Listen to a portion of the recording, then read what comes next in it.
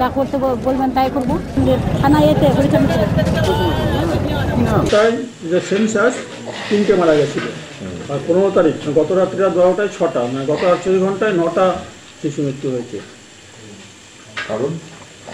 কারণ তো আমাদের ঘটনা হচ্ছে শিশুগুলোর দুর্ভাগ্য, ওরা পার্শ্ববর্তী রাজ্য থেকে রেফার হয়ে আসছে, বিহার আর ঝাড়খণ্ড থেকে, রাস্তায় আরও খারাপ হয়ে যাচ্ছে, এখানে এসে মারা গেছে।